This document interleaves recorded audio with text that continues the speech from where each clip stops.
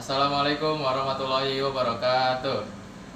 Kami dari kelompok 5 akan mempresentasikan tentang bab 3 wirausaha budidaya pembenihan ikan hias. Sebelumnya perkenalkan, nama saya Fajruddin Novandi.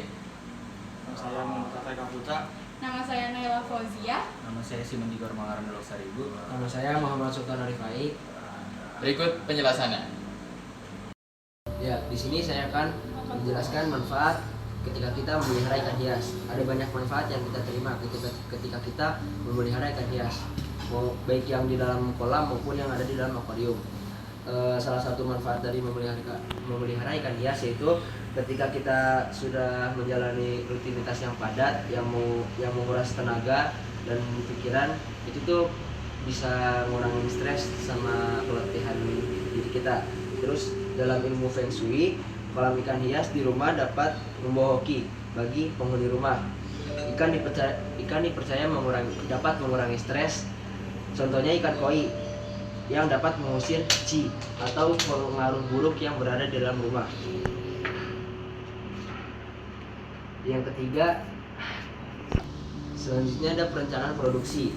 Jadi ada beberapa tahap ketika kita mau memelihara ikan hias. Yang pertama itu penetapan jenis ikan hias yang akan dibudidayakan. Terus yang selanjutnya ada penetapan modal usaha.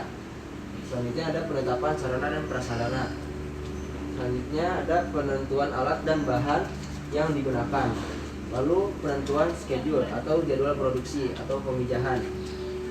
Selanjutnya penentuan schedule untuk jadwal pemanenan. Yang terakhir ada penentuan rencana sistem pemasaran. Selanjutnya ada alat dan bahan yang dibutuhkan untuk membudidaya atau memelihara ikan hias. Mesin atau alat sangat diperlukan untuk usaha budidaya ikan hias.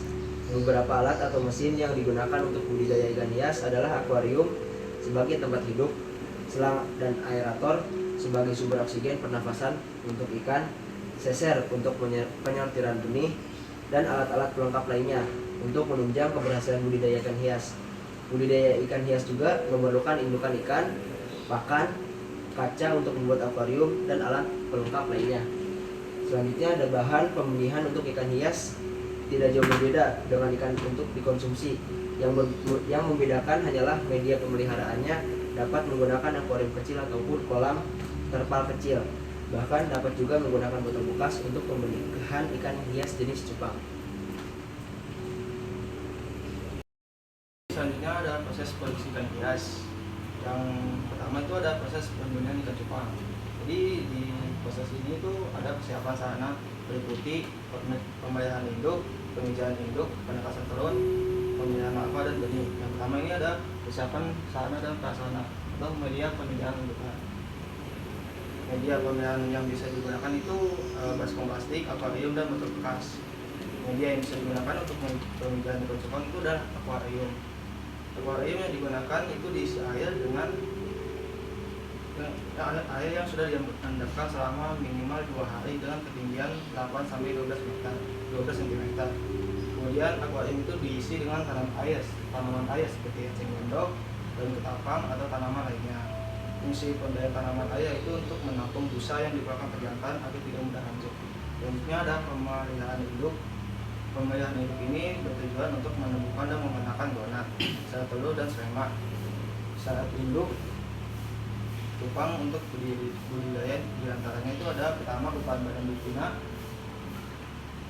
tidak boleh bisa dari jantan, kedua betina tidak boleh lebih galak daripada jantan, ketiga jantan dan betina seekor, yang keempat itu siapkan daun, kapang atau cair luka karena setelah proses perkembangan biakan terjadi badan dari betina banyak yang bentok akibat perkelahian dan hubungan jagung sebelum dibuat. Ini perbedaannya jenis ikan cupang jantan dan betina yang siap dilakukan pemijahan. Biasanya itu ikan ada memiliki umur minimal 5 bulan. Kalau yang betina itu betina menggigit bukan karena makan. Terus yang kedua ada menggunakan busa yang cukup banyak. Kalau yang betina itu ada telur berwarna putih yang mau keluar dari saluran keuangannya. Yang ketiga ada badan harus lebih besar dan harus lebih galak. Kalau yang jantan yang betina itu harus memasuki umur minimal 5 bulan. Selanjutnya ada pemijahan induk. Pemijahan induk adalah proses pembuahan telur oleh jantan. Ini bisa dilakukan kalau misal di alam secara alami, tapi bisa kita bantu secara buatan. Jadi caranya adalah masukkan jantan ke dalam wadah, terus betinanya nggak boleh langsung masukin, soalnya nanti mereka bisa berantem. Jadi harus dikasih waktu hingga 1 sampai 2 hari, itu betinanya dimasukin ke dalam wadah tapi dengan wadah yang lain. Nah setelah itu kalau misal udah ada kelihatan busa di atas pejantannya, baru boleh betinanya dimasukin. Terus yang keempat itu ada penetasan telur. Telur hasil pemijahan diambil kemudian diinkubasi di wadah selama 36 hingga 48 jam. Banyak-banyak terus jangan sering ngangkat telurnya, soalnya nanti telurnya bisa pecah. Terus yang kelima adalah pemeliharaan larva dan benih. Setelah lebih dari 3 hari menetas, benih cupang akan mencari makan kutu air, baby brine shrimp yang baik untuk burayak cupang. Nah, untuk induk jantan bisa dipindahkan jika burayak sudah umur 3 hari agar mencegah induk jantan akan memakan burayaknya.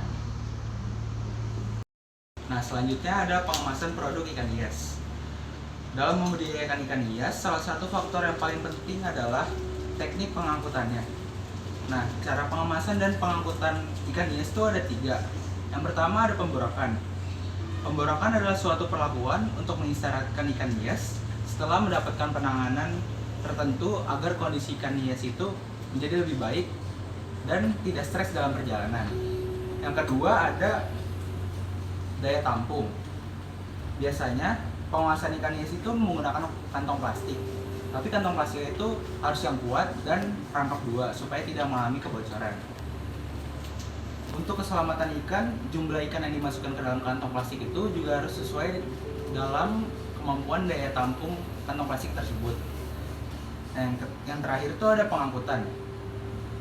Untuk pengiriman dengan jarak kurang dari 24 jam bisa menggunakan jalur darat, yaitu bisa dengan menggunakan mobil dan motor. Jika lebih dari 24 jam bisa menggunakan jalur udara. Nah itu bisa menggunakan seperti pesawat terbang. Yang terakhir itu kalau dia tidak bisa menggunakan jalur darat dan darat, bisa menggunakan jalur air seperti menggunakan kapal.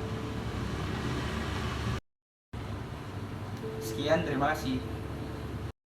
Sekian dari kelompok kami. Terima kasih. Wassalamualaikum warahmatullahi wabarakatuh.